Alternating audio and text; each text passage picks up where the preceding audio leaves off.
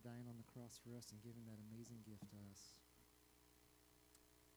Be with us now as we go through the rest of this service. Be with Brother Gary as he preaches. Open our hearts to receive it. In Jesus' name, amen. Kids, you are dismissed to Kids Zone.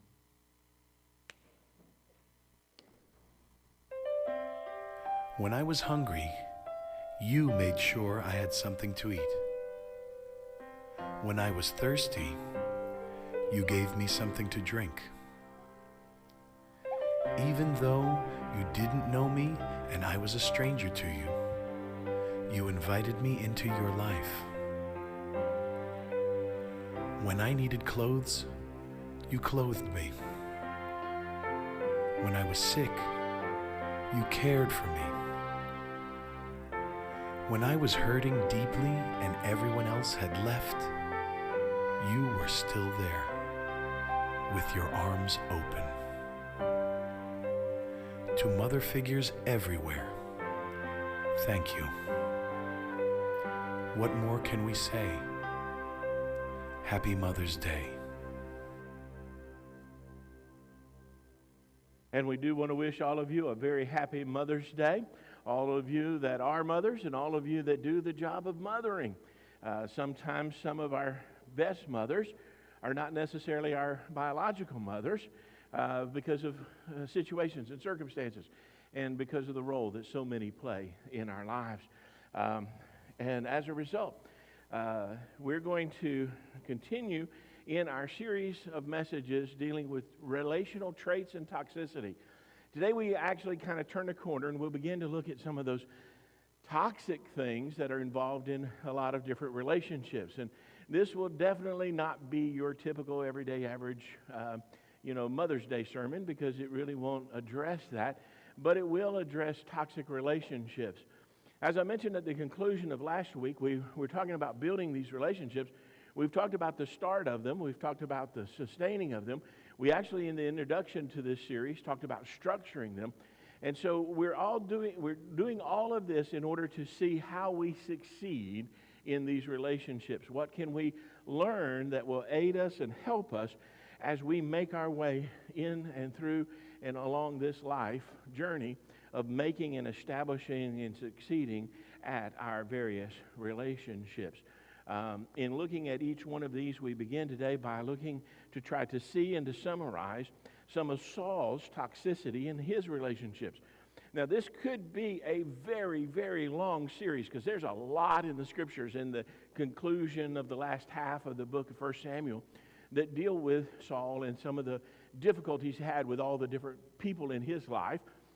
We're not going to do that because we simply just don't have that kind of time.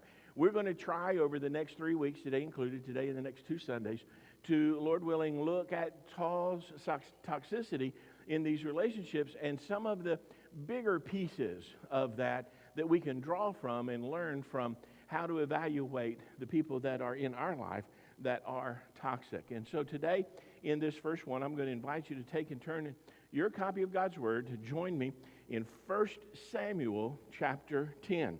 While you're turning there, let me give you the background.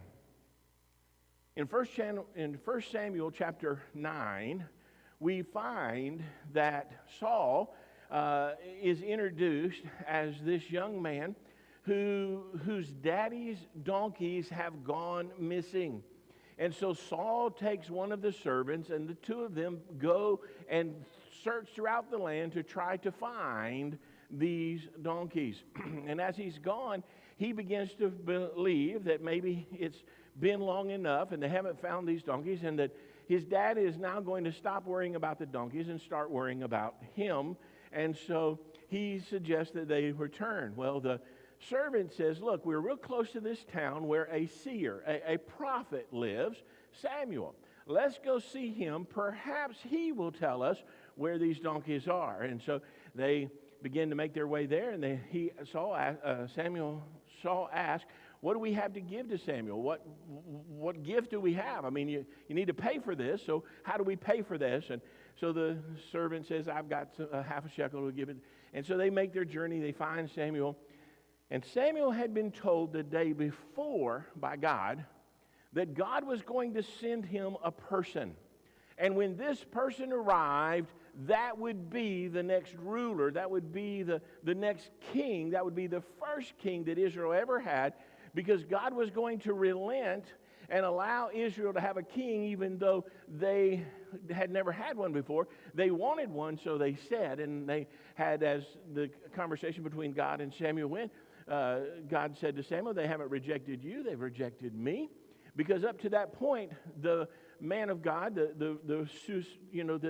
this seer, this one that was the prophet, he pretty much spoke to the people on behalf of God, and that's pretty much how the decisions were made, in accordance with God's plan as revealed through God's man. Well, the nation of Israel has said, we want a king. We want to be like everybody else. Give us a king. And so Samuel was despondent about that and had been talking with God about that, and you find that in the prior chapters of 1 Samuel. So in 9, Saul's out. He's looking for these. They meet up. They come together with Samuel. And so Samuel says to Saul, you need to stay with me tonight. I'm having a feast tomorrow, and you don't know it, but you're kind of going to be the honored guest. Now, he didn't reveal all of that to him, but he begins and he anoints Samuel and anoints Saul as this ruler, the next king. Well, there wasn't anybody really present other than, just those that were there at that time. And so in that way, Samuel has seen the power shift to Saul. But Saul, who has seen this, isn't quite sure that's what he should do or the direction or why. And he has all these things that are clamoring in his head and in his heart against going with what Samuel has revealed is the will of God. So he spends the night. The next day, he gets ready to depart after having had the feast and eating the meal that had been prepared just for him, and so in honor of him. And so Samuel calls him aside and he says, now you're leaving. 3 things are going to happen to you today. And he describes in great detail, and they're given to you in the opening chapter of chapter 10 of 1 Samuel. He says, these 3 things are going to happen. Now, I think he's giving Saul these words so that Saul will see this guy does know what he's talking about.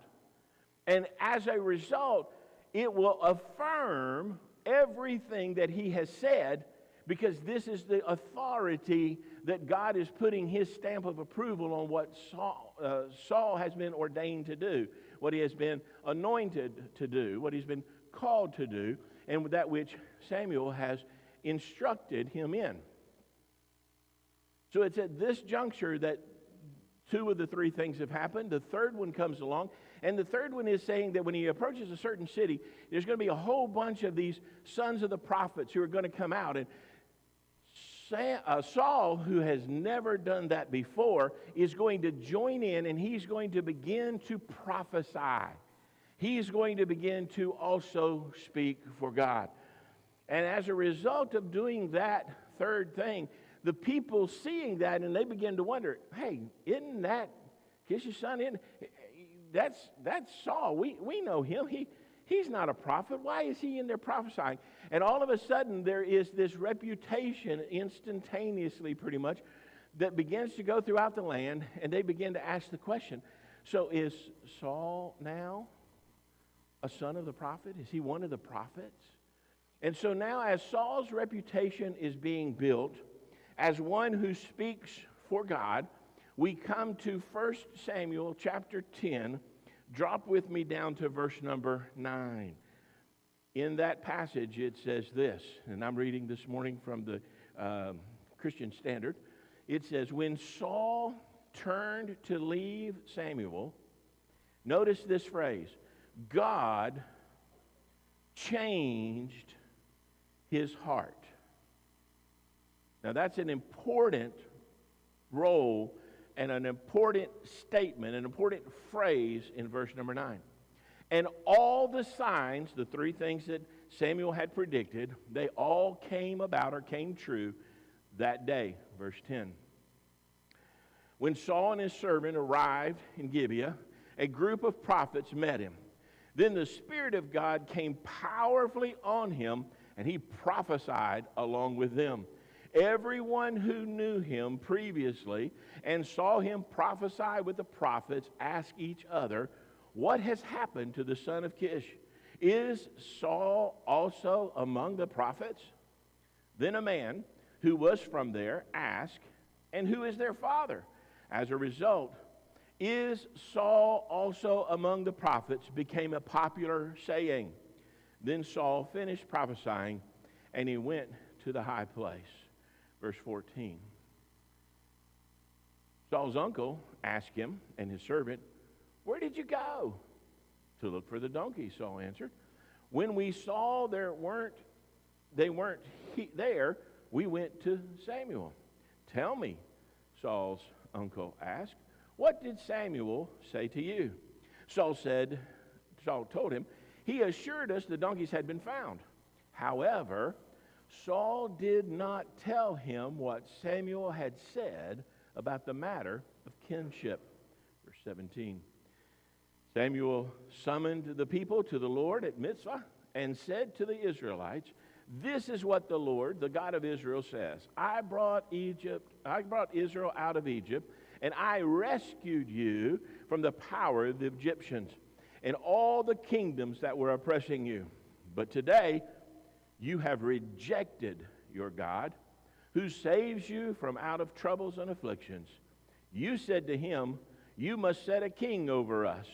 Now therefore present yourselves before the Lord and the tribes, by your tribes and clans."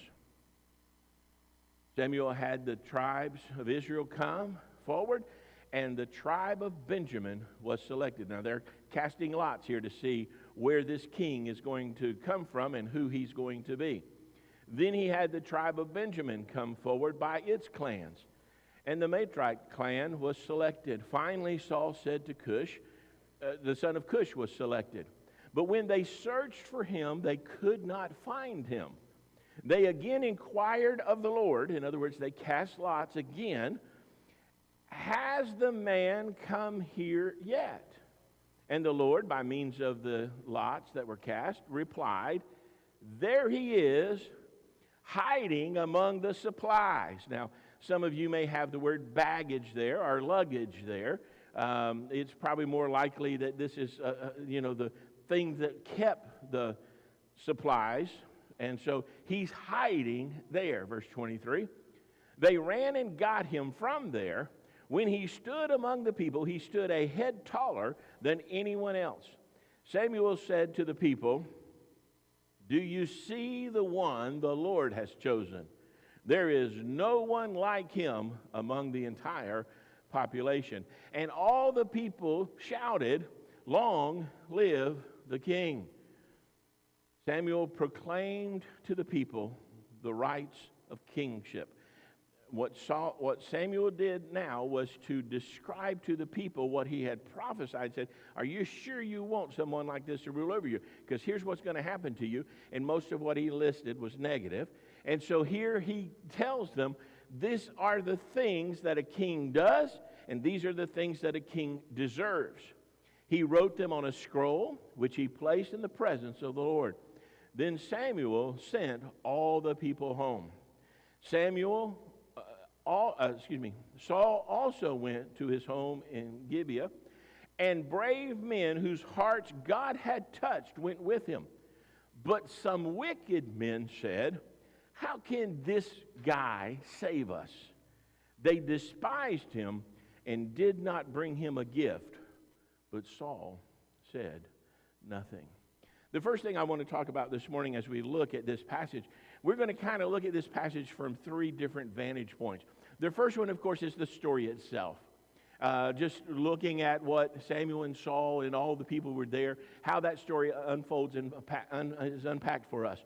That then will reveal the second part, which is how it affects us. What does this say to us as modern-day Christians?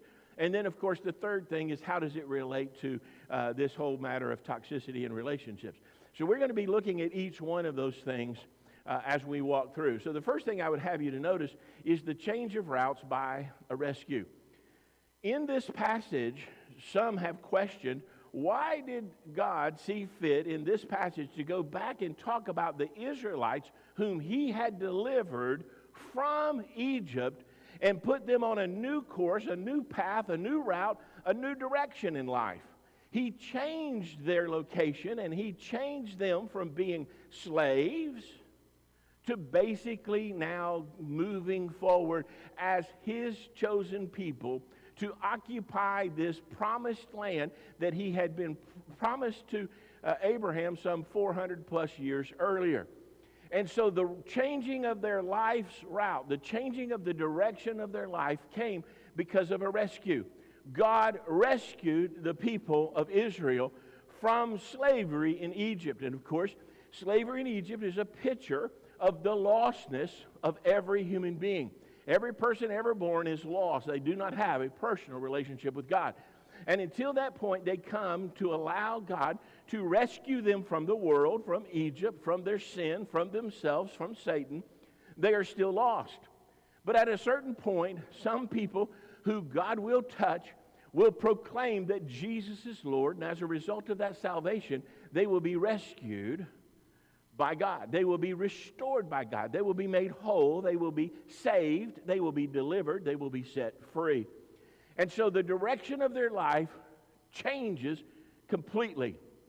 In this story, Saul says, it is described of Saul that God touched his heart.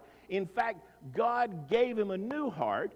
God changed him, and he became a different person. If you were to go back to verse number 6 in this passage, in chapter 10, verse 6, it will tell you how that God changed his heart, and he became a different person. The CSB says that God changed his heart, and he was transformed. God revolutionized Saul, and then he called him. And that's the way it works. God begins a work in you. God changes you. God begins to do work in your life. And then he calls you to do something, because God is never going to call you to do something that hasn't equipped you to do it first. That's the equipping. When Samuel said to Saul, God has a plan and a purpose for your life, and you need to live it out.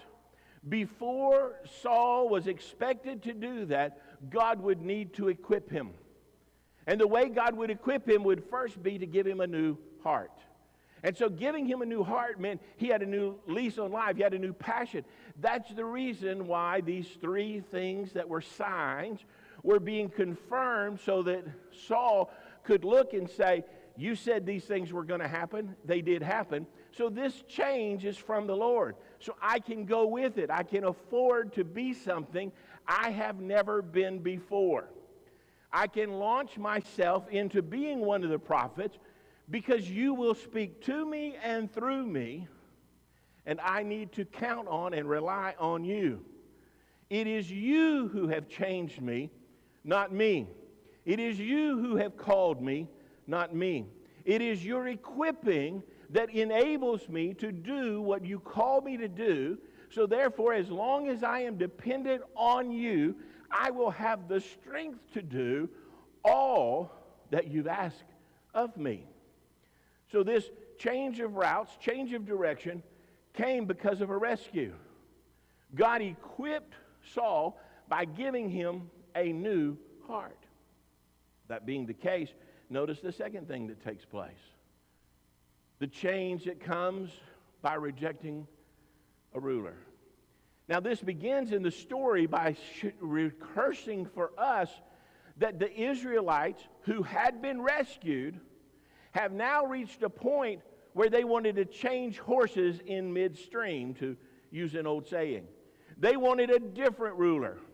The God who had delivered them, the God who had transformed them, the God who had called them, the God who had promised them the promised land, that God was no longer enough now that they had received his blessings, now that they had received all that he had promised.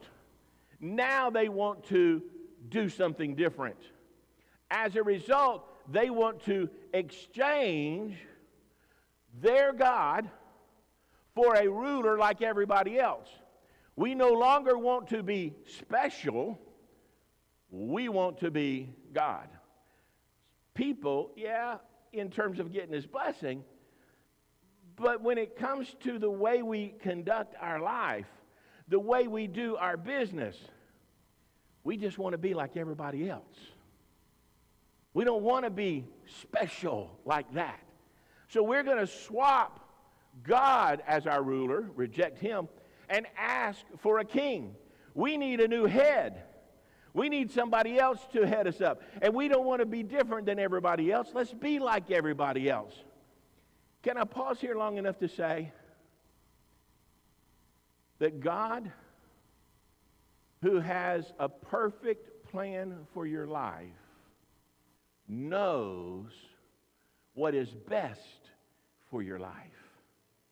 And to reject his way, to reject him, his calling, his plan, his purpose, is for us to really not only say we want to do it our own way, we want to do it like everybody else is doing it, but it is also the way in which we snub God, the way in which we turn our back on him, and the way in which we say, God, you're great in some ways, and in the ways that benefit me, I will bless you and praise you and worship you.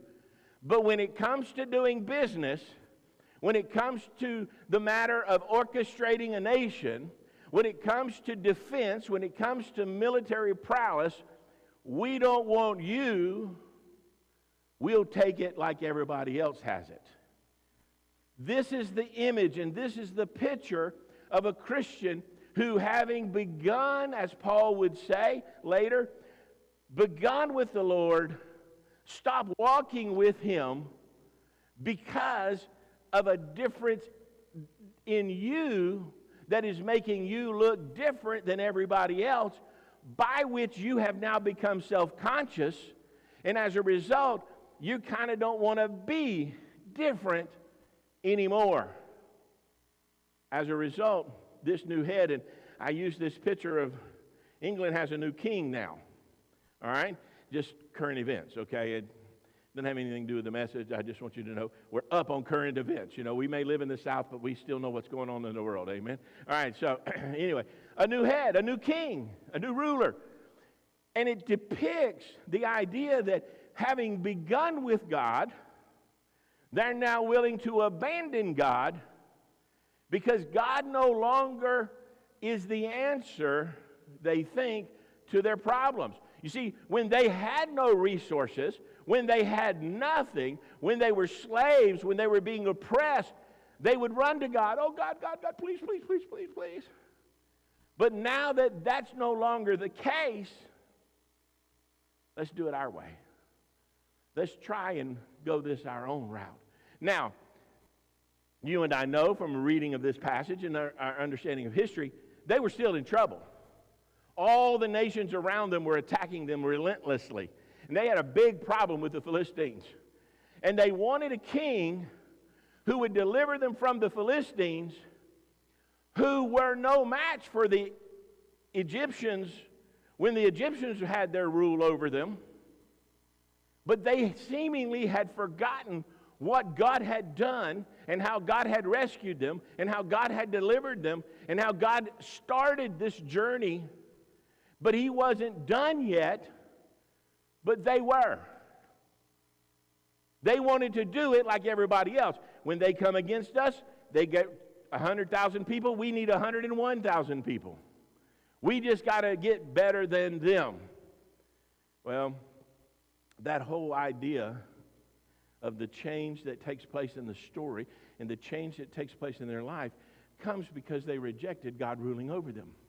Now, if you're following carefully along in the passage, you have seen that Samuel has described this process in the ark and in the life of Israel as a people. Unbeknownst to those who were hearing it at the moment, he was also describing Saul's journey. Saul, who God had just changed his heart, who God had just done this big thing in his life. Saul would eventually come to say, you know, I'll do it my way. I don't have to listen to God or the man of God. I'll just do what I think is best. After all, I'm in charge. I am the king. But before we get to that Saul, we have to see where that attitude started. Where the roots, if that's the fruit, where are the roots to that problem?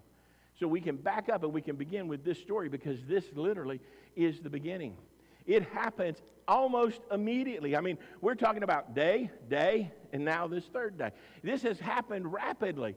And now it is time for Samuel to anoint Saul publicly and let the whole nation know, you wanted a guy?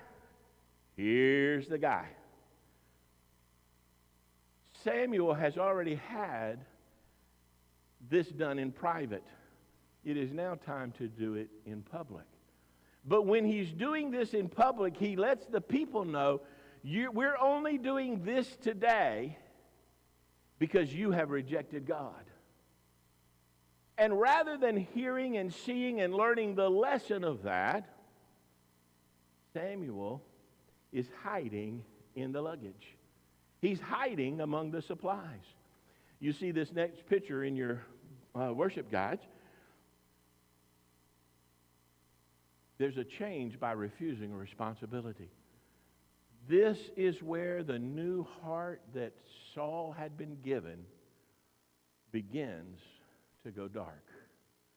This is where there comes a point where Saul needs to recognize what has taken place and what is going on. And as a result, he takes a step backwards.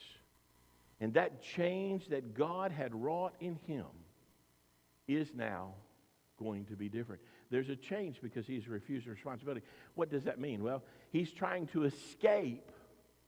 If you recall, his idea was, who am I that I should do this? I'm from the smallest family, clan, tribe, and I'm from the smallest clan within that tribe. We're basically nothing and nobodies.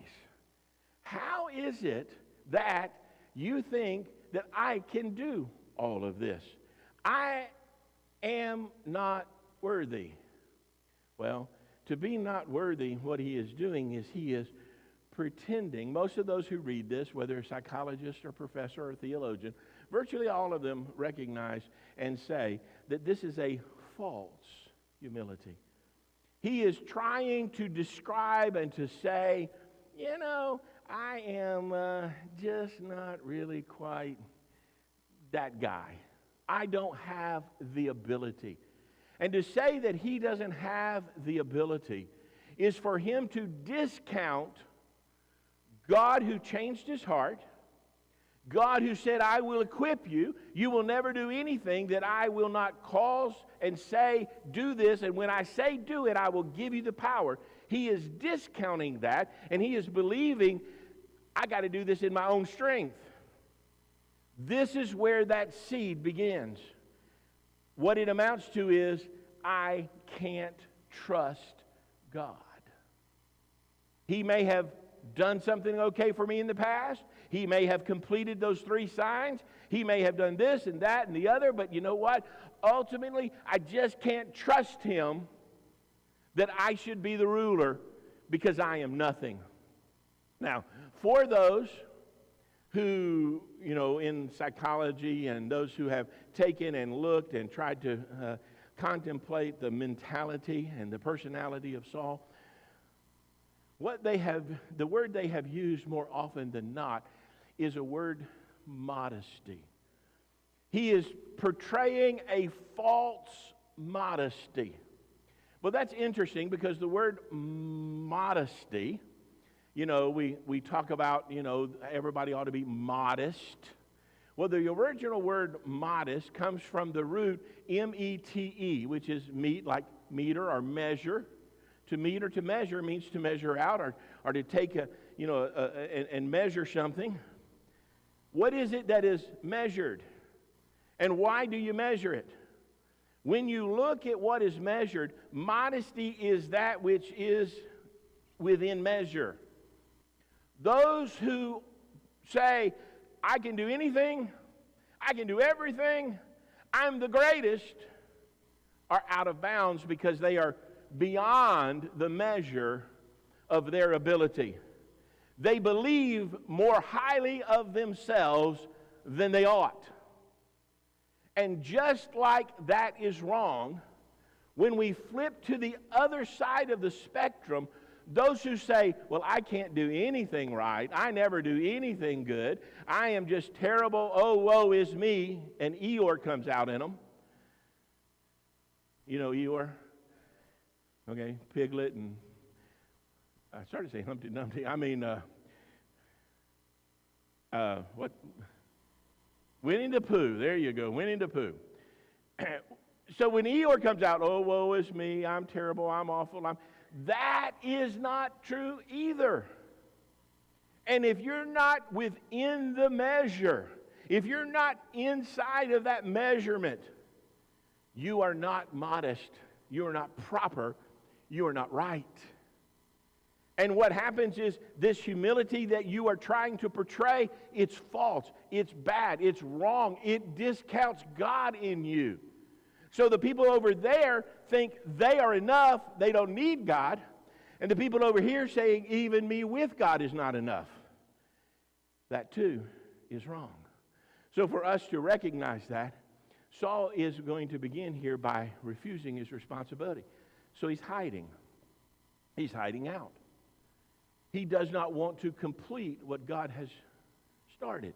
He doesn't want to fulfill God's plan for his life. Now recall, this is not beginning.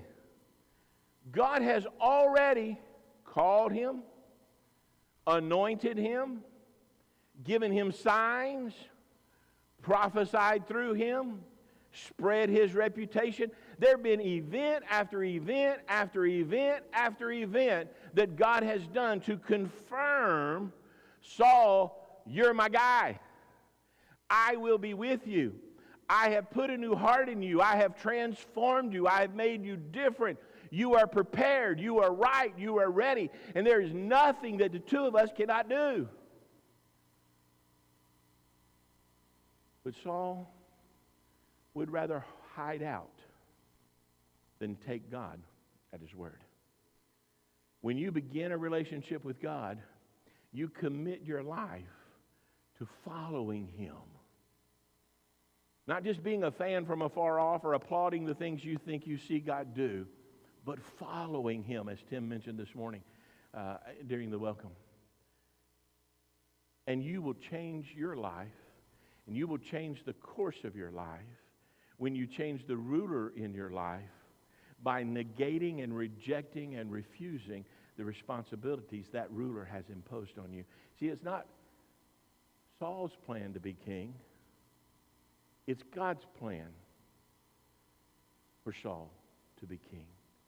And for Saul to reject that opportunity, that responsibility, is for him to also reject God. So what does that mean? Well, I know you're real glad to see that word, right? So in conclusion, let's apply that not just to the story of Samuel and Saul and Israel and to us as believers, but let's also apply it to our relationships. Let's begin with the shifting of destiny. Every relationship you engage in changes the trajectory and the direction of your life. Changes the course of your life. It gives you a new destiny. Gives you a new design for life. Gives you a new way to do life. Gives you a new partner to do life with. Every relationship represents a shifting, if you will, of your destiny. And when you begin to recognize how much you care for this person and how much you love them and how you have, whether it is a child, some have said, the only way for you to realize what it means to be a parent is to realize that that means your heart will walk outside of your body because of your love for your children. Whatever relationship you're talking about, you're putting it in these terms of the eternal. You're putting it in terms of, I love you. There is, till death do us part. There is this idea, there is this way of saying, you have changed my life.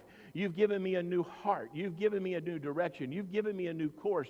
And as a result of that, I am committed to you, to this relationship. And it has changed me. It has changed my life. You are changing me. I am better with you than I am without you. And as a result, you are acknowledging in that relationship there has been a shift of destiny. If you will, we can call that, or we can label that here simply as, I have found a new motive for living. You have now become the foundation for everything that motivates me. If this is a relationship with God, if this is a relationship with another human being, as a result, you have altered me. My motives now are different. My motives are to love you. My motives now are to fulfill you. My motives now are to serve you. And as a result, you have shifted. You have changed my destiny. But eventually, in every relationship, there comes a point in time where you must make a decision. And making that decision, when you decide to go back to self-centeredness, when you decide to go back to selfishness, when you decide to go back to letting yourself be in charge, letting yourself be the focus, letting you be the one who calls the shots, and you do everything for your own benefit, you have scorned that relationship you have. You have put scorn on the relationship, and most importantly, you have scorned the deity. You have changed rulers. You are saying, God, your plan was great to start with, but I can't finish with it. I'm going to change plans. I'm going to change horses in midstream. I'm going a different direction. I want a new man in my life. I want a new woman in my life. I want a change. I want this thing to happen. And as a result, I'm going to reject what you started and where we began and the new heart you've put in me. I'm going to allow to be corrupted. I'm going to be allowed to be tempted away from serving you. And I'm going to begin to look at things from my own perspective, for my own benefit. And as a result, I am going to mock and scorn the very life that began at the very start of this. And as a result, what will happen is when it comes to this, I've become fond of something else. Here we found a motive. Here, the model for us, this mood for us is, what am I fond of now? What appeals to me today? What do I find my fondness in? And what do I find rewarded when I give my fondness to that thing? What's my new mood like? When someone is struggling, let me just ask you to think about this for a minute. When somebody is struggling, do they have a happy, carefree mood? And when you walk in a room with them and they're struggling and you just feel the warmth radiating out from them, you feel loved and cared for and protected, you feel great just to be in their presence? Or do you sense, even in their mood, that something is foul, something is wrong, something is false, something is troubling, something else has come about, and their fondness has been negated, or at least has been transferred onto something else? I mentioned to you the idea of us focusing our attention on ourselves as opposed to the one we're in a relationship with. This is where you say, I have once again become so fond of myself, I have no fondness left over to give to you. And my mood will reflect that toward you. Have you ever been in the presence of somebody that, man, they used to be your best friend? I mean, they were your bestie. I mean, you just did everything with them. You were tight. This was a great relationship. But then something somehow, some way changed. And now when you're in the room with them, you sense a different mood from them. I used to say it this way.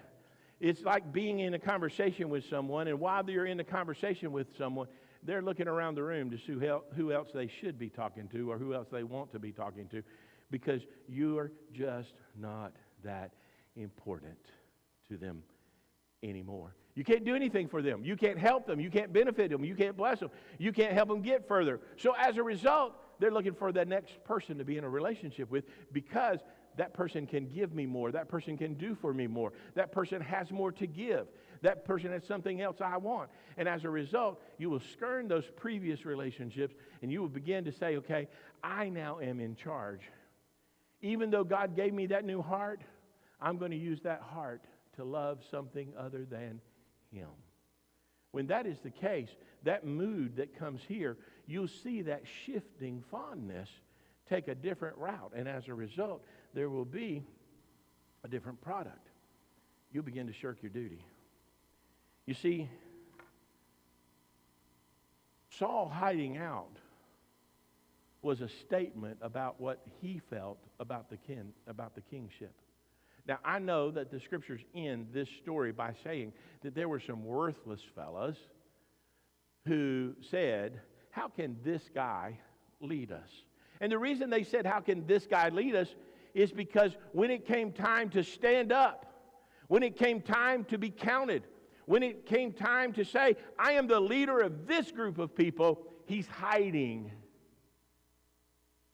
And they took that personally. Not only was it an affront to them and an affront to the kingship, it was an affront to bearing the responsibility of identifying with them. And they looked and they said, you know what? He not only doesn't want to be one of us, he doesn't want to be the leader of us. He's shirking that responsibility, but he doesn't really even want to do anything to identify with us. He's a coward. He's hiding out like cowards do. Why would we want him to rule us? We need a military might. We need some leadership. We need some guidance. Who wants a coward for a leader? Why is a coward a coward? Have you ever thought about it? Why do people do cowardly things? Because there's nothing more important than themselves. They're thinking about themselves. You look at those people that were courageous in battles. Go back and watch all those movies that came out of World War I and World War II and all those plans where somebody was willing to sacrifice themselves in order to help, in order to deliver, in order to save, in order to do something for someone else that called on them to make a self-sacrifice. Those people were not cowards, because their love wasn't of them and for themselves. Cowards have a love for themselves. You know why a woman won't respect a cowardly man? Because she knows in her heart of hearts that a cowardly man is in love with himself and not in love with her. And if he's not willing to step up and protect her because he might get hurt, he doesn't care whether she gets hurt or not. See, that's what cowardliness is. It's a shirking of a duty. It's a shirking of a responsibility. It is to sidestep it. It is to portray a false modesty on one side or fake bravado on the other side. And either way, however it is, you get to the point where you just say, I don't want to do that. So these people that were called these rascals, these scoundrels is more proper, these worthless fellows who identified Saul as one who was only interested in himself and thus disqualified from being a ruler, who loved himself more than he loved his people, and therefore he was a coward. Those people who properly identified him weighed in and said,